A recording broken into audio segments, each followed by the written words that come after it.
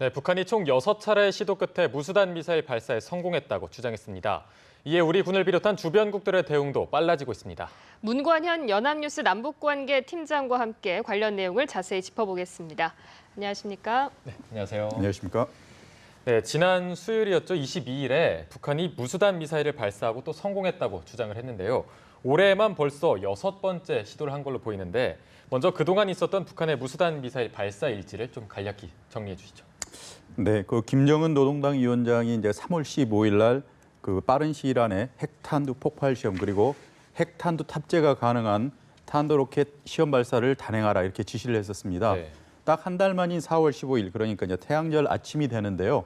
북한에서는 처음으로 그동안에 시험 배치한 걸로 알려졌던 이 무수단 미사일을 발사를 했는데요. 일단 미사일이 발사한 경우에는 자세 제어 단계를 먼저 들어갑니다. 그러니까 지상에서 발사된 미사일이 상공으로 올라가는 과정에서 자세를 잡는 과정이 있는데요. 가장 이 초기 단계에서 첫 번째 미사일은 바로 공중 폭발을 했었습니다. 네. 그리고 나서 이제 북한에서는 실패 이렇게 결론이 났었는데 4월 28일 그러니까 약 13일 뒤에 오전과 오후에 두 차례나 또 미사일을 쐈었습니다. 네. 오전은 물론 이제 당연히 이제 실패를 했었고요. 오후 같은 경우에는 약 수 킬로미터 정도를 날아갔기 때문에 어느 정도 조금의 어떤 가능성은 이제 내비쳤었는데 문제는 지금 김정은이 지시한 이후에 딱 100일째 되는 날이 지난 22일이었습니다. 이날은 다섯 번째, 여섯 번째 미사일을 쏘아 올렸었는데요. 네.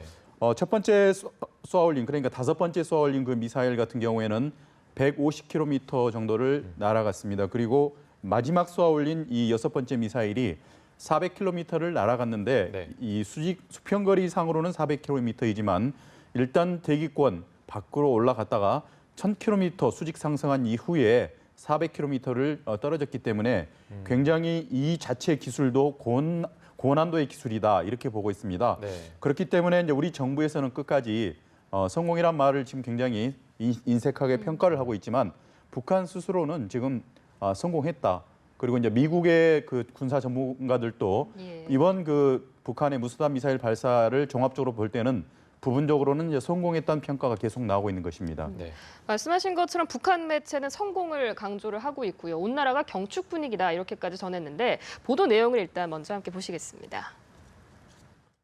일꾼들은 실패에 위축되고 주눅이 들세라 더 큰 사랑과 믿음을 주시고 지날 줄 모르는 힘과 용기를 북돋아 주시며 성공회로 이끌어 주신 원수님에 대한 다함없는 고마움에 감격의 눈물을 흘리고 또 흘렸으며 네, 저희가 사진을 통해서도 볼 수 있듯이 김정은이 환하게 웃고 있고요. 또 리병철 제1부부장을 얼싸안기도 했습니다.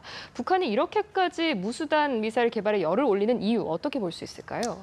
네, 그동안에 이제 북한에서는 그 미사일을 가지고 이제 사거리로 봤을 때 단계별로 시험 발사를 계속 진행을 해왔습니다. 그러니까 300km, 500km, 700km의 스커드 미사일은 대부분 이제 한반도 주변을 겨냥할 수 있는 어떻게 보면 이제 남쪽을 겨냥한 미사일이다. 그래서 스커드 미사일은 계속 성공을 해왔었고요. 네. 1200km가 되는 노동 미사일 같은 경우에는 평양을 기준으로 이제 발사를 했을 때 일본 동경이나 또는 일본 열도를 갖다 이제 타격을 할 수 있습니다. 북한에서 지금 노리는 것은 바로 이제 미국인데요. 미국 본토까지는 이제 ICBM 정도를 이제 쏘아 올려야 되지만 그 전에 전 단계로서 괌에 있는 미군 기지 그리고 일본 열도 주변 또는 태평양에 떠 있는 그 주변에서 활동하고 있는 미군의 전력들이 많이 있습니다. 이러한 전력들을 타격할 수 있는 미사일이 현재 북한에서 가지고 있는 것은 이제 무수단 미사일입니다. 이 무수단 미사일 같은 경우에는 이미 그 2007년에 30에서 50기 정도를 모두 다 실전 배치를 했습니다. 어떻게 보면은 이 성능에서는 모두 다 통과를 해서 실전에 배치해서 대비를 했었다는 이 미사일을 다시 지난 4월 15일부터 시험 발사를 했다는 것이 어떤 그 표현상에는 애매한 부분이 있기는 하지만 네. 북한에서는 그동안에 한 번도 이 무수단 미사일을 쏘아 올리지 않았고 검증을 받지 않았기 때문에 이번 같은 경우에 이제 태양절을 계기로 해서 6차례나 쏘아 올리면서 고집스럽게 본인들이 테스트 발사를 계속한 것은 이 무수단의 성능을 갖다가 계속 발전을 시켜왔고 계속 어느 정도 자신들이 원하는 타겟을 목표를 해왔는데 바로 그 타겟가 이제는 미군의 이제 타겟에 다가갔다는 것에 가장 큰 의미가 있다 이렇게 볼 수가 있겠습니다. 네. 특히 이제 국방위원회 같은 경우에는 지난 20일 날 당시에 그 미국의 핵 잠수함 미시시피호가 이제 한반도에 당시 이제 전개가 됐을 때 성명을 발표했었는데요.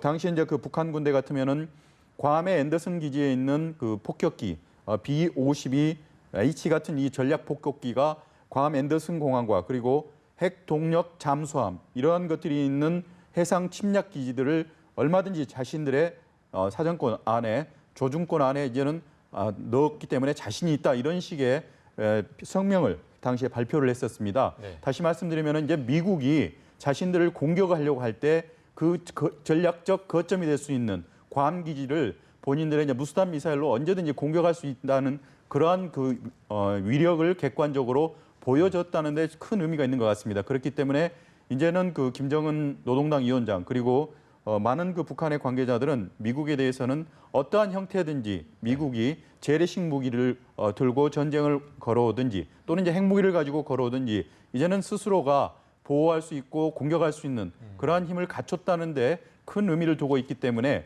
이번 무수단 미사일 성공 발사에 대해서 큰 의미를 부여하는 것 같습니다. 네. 그래도 이 북한의 미사일 기술에 대한 평가를 해보려면요. 이 최근에 발사에 성공했다고 자축했던 이 화성 10호라고 하죠.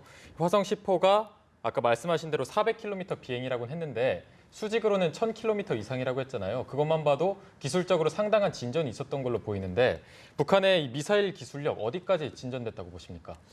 네, 현재로서는 그 가장 그동안에 논란이 있었던 것은 그 대기권 재진입 기술이 가장 중요한 부분이라고 볼 수가 있겠습니다. 네.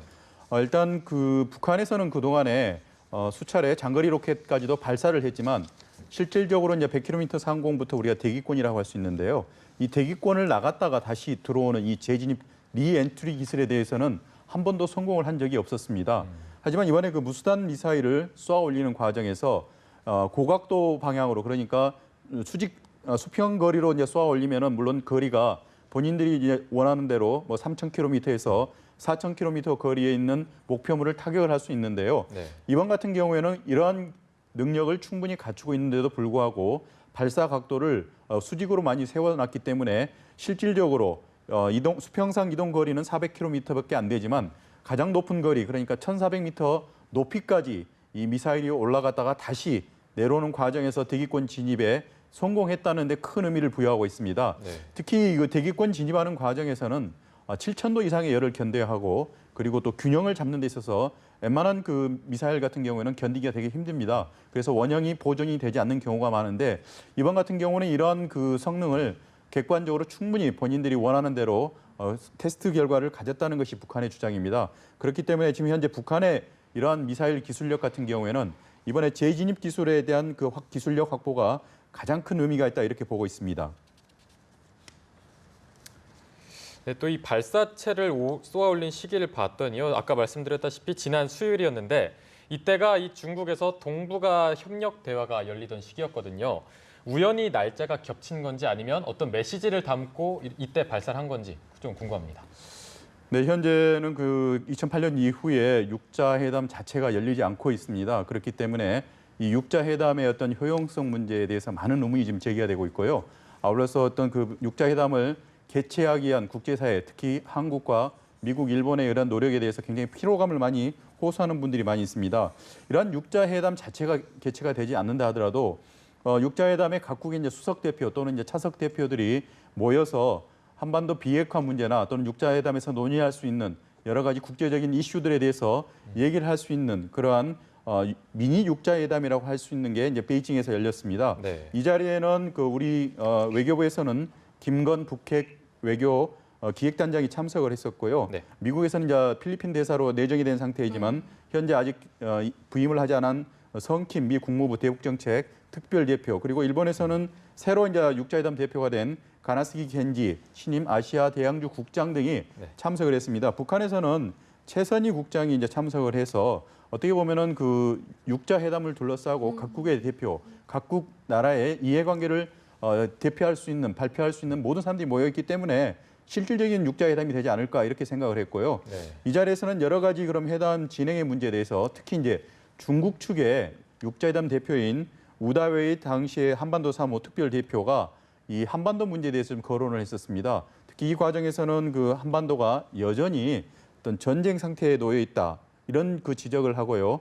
중국의 대한반도 사무측이 있습니다. 모든 문제는 이제 대화를 통해서 풀어야 되고 한반도에는 평화 안정이 반드시 지켜져야 되고 그리고 비핵화가 되어야 한다는 이 논리에 대해서 북한으로서는 못에 귀에 못이 박힐 정도로 들어왔던 내용이지만 또 우다웨이 대표가 이 부분에 대해서 본격적으로 문제 거론을 했는데 이처럼 이번에 미니 육자회담 대표의 이 장에서도 굉장히 많은 민감한 사안들이 벌어지고 있는데 네. 바로 이러한 상황에서 북한에서 무수단 미사일을 쏘아 올렸습니다.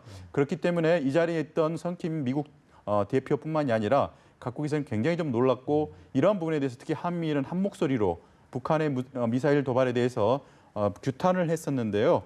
이처럼 그 북한은 그동안에 국제회의 또는 국제 무대에 중요한 정치적 이벤트가 있을 때마다 노동 미사일 또는 무수단 미사일 같은 중거리 미사일 또는 이제 장거리 미사일 이런 미사일 도발을 통해서 본인의 어떤 정치적 의도를 관철시키려고 노력하는 경우가 많았었는데요. 이번도 예외는 아니었다고 이렇게 보고 있습니다. 네, 말씀하신 것처럼 동북아 협력 대화가 개막하던 날 미사일을 발사를 했고 이에 대해서 뭐 최선희 부국장은 성공을 또 강조를 하기로 했는데 그 최선희 부국장의 발언을 먼저 들어보도록 하겠습니다.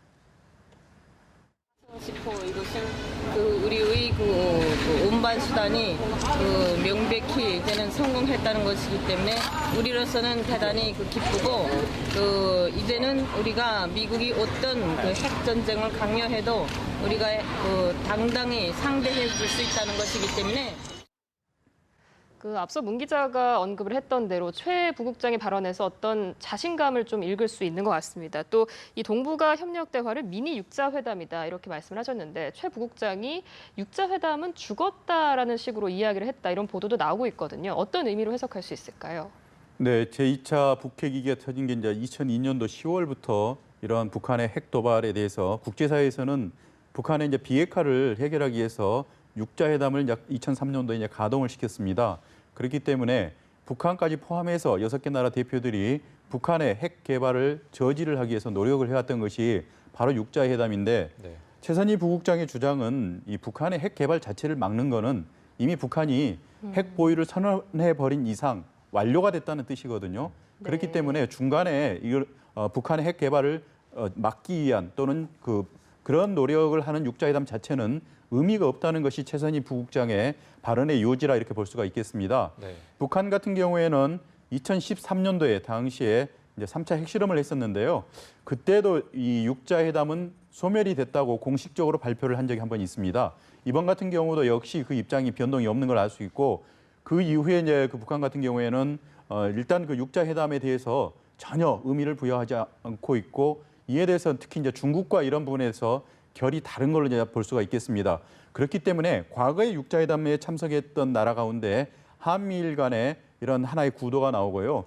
북한과 어떤 동맹관계라고 할 수 있는 중국과 러시아 간에 또는 이렇게 이런 또 어느 정도 진영이 구성이 돼가지고 3대 3의 구도가 육자회담의 사실상 구도였었는데요. 네. 지금 같은 경우에는 이러한 육자회담의 참여를 주장하는 북한과 그리고 중국과 러시아도 결국은 이 북한과 다른 같은 동맹이지만 다른 정치적 이런 입장을 보이고 있기 때문에 1대 2대 3의 어떤 구도가 이제 형성이 되고 있고 결국 결론적으로 말씀드리면은 북한은 이러한 육자회담 테이블에서마저도 국제적으로 고립이 돼가고 있는 이런 상황을 결국 우리가 알 수 있다 이렇게 볼 수 있겠습니다.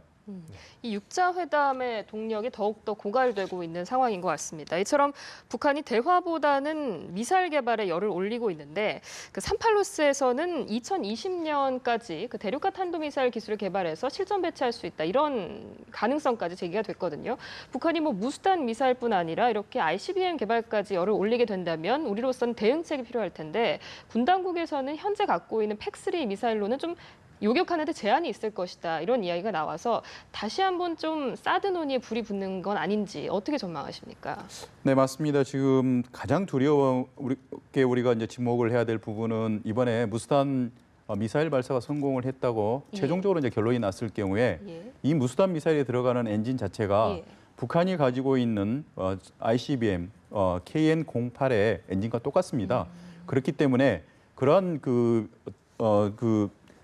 엔진의 성능 이 자체만으로 봐서는 결국은 무수단 미사일을 성공적으로 발사할 수 있는 능력이 있다면은 KN-08도 언제든지 쏘아올 수 있다는 이러한 해석이 가능한 부분이 있습니다. 네. 아울러서 이번 같은 경우에는 북한에서는 무리하다 싶을 정도로 발사 각도를 수직으로 세워서 결국은 재진입 기술에 대해서 굉장히 난이도가 높은 실험에 성공을 했습니다. 그렇기 때문에 이러한 그 중거리 미사일인 무수단을 가지고 장거리 미사일 이상의 대륙간 탄도 미사일 이상의 각도를 세워서 결국은 성공을 했기 때문에 어떤 북한에서 KN-08을 쏘아 올리는데 성공에 필요한 가장 필수적인 요건이라고 할 수 있는 것이 엔진 능력인데 이미 무수단과 같은 엔진을 쓰고 있고요. 그다음에 이번에 무수단 미사일을 마지막 6번째 쏘아 올릴 때 각도가 고도 1,400m까지 올라갔다는 것은 이러한 것은 ICBM에서 쓸 수 있는 적용할 수 있는 그러한 재진입 기술로 볼 수가 있거든요. 네. 여기서 성공을 했기 때문에 북한이 ICBM 대륙간 탄도 미사일의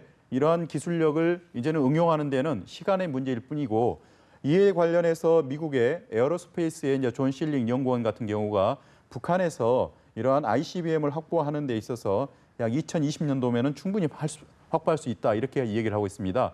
그렇기 때문에 이 북한의 미사일 개발 능력은 더욱더 가속화될 수가 있을 것 같고요. 네. 현재로서는 이제 북한에서 만약에 이러한 미사일을 쏘았을 때 결국 이제 속도인데요. 현재로서는 그 무수단 미사일이 이번 같은 경우에는 대기권에 나가서 진입을 할 때 고도 약 40km 이상에서는 그 마하 10에서 15 정도 속도가 나왔습니다. 그리고 고도 10km 이하로 내려올 때도 마하 10 정도 또는 그 주변에 이제 속도가 나왔었는데 현재 그 팩3가 가지고 있는 미사일의 속도는 3.5에서 5 정도밖에 안 됩니다. 그러니까 굉장히 빠른 속도로 날아가는 이 무수단 미사일을 속도가 한참 이게 굼뜨고 느린 이런 팩3 미사일로 따라잡아서 요격을 한다는 것은 기술적으로 산술적으로 불가능하다 이런 논리가 될 수가 있겠습니다. 네. 그렇기 때문에 이런 그 사드 같은 경우에는 속도가 약 마하 8 정도가 되거든요. 이 마하 8도 결국은 그 무수단 미사일이 갖고 있는 이번에 보여줬던 속도를 잡는 데는 한계가 있는 것도 분명하지만 어느 정도 그 미사일 요격하는 데 가능성은 높다는 것이 현재 군 관계자들의 설명입니다. 네. 그래서 이 사드가 도입된다 하더라도 결국은 무수단 미사일을 요격하는데 기술적으로 완벽한 요건을 갖추고 있지 않는 것은 사실입니다. 하지만 가능성은 높아질 수가 있기 때문에 이런 사드 배치가 돼야 된다는 논리가 계속 설득력을 얻어갈 가능성이 높다 이렇게 보고 있습니다. 네. 어쨌든 북한은 앞으로도 계속해서 개발에 공을 들일 것 같은데요. 우리 정부와 국제사회가 취할 수 있는 조치 어떤 것들인지 조금 간략히 설명해 주시죠. 네, 지금 현재로서는 북한이 탄도미사일을 이용한 어떤 도발은 결국은 유엔 안보리가 채택한 결의에 위반되는 행위입니다. 네. 그렇기 때문에 우리뿐만이 아니라 국제사회가 이에 대해서 강도 높게 현재 비판을 하고 있고 이러한 이제 북한의 핵과 미사일 도발로 인해서 유엔에서는 그 지난 3월에 대북 결의안 2270호를 이미 통과시켜 놓고 있고 이에 대해서 이 결의안 자체에 대해서 각국 나라와 함께 굉장히 체계적이고 조직적인 현재 압박을 가해가고 있는 게 사실입니다. 이번 같은 경우도 역시 이제 북한의 무수단 미사일 발사에 대해서 안보리에서는 이제 규탄 성명을 발표를 했고요. 네. 이에 또 상응하는 여러 가지 제재 논의가 이루어질 걸로 보고 있습니다. 그렇기 때문에 북한에서는 미사일 도발의 어떤 강도를 높여가면 높여갈수록 국제사회는 이런 경제를 중심으로 한 제재 조치를 계속 올가미를 옥죄어갈 가능성이 높습니다. 그렇기 때문에 북한은 이러한 도발로 얻을 수 있는 것이 사실은 어느 정도 한계에 도달할 수밖에 없고 그러한 한계에 도달할 수 있다는 것을 국제사회가 알려준 데는 시간의 문제다 이렇게 보고 있습니다. 네, 국제사회의 압박이 더 심해질 것으로 보입니다. 지금까지 문관현 연합뉴스 남북관계 팀장이었습니다. 고맙습니다. 고맙습니다.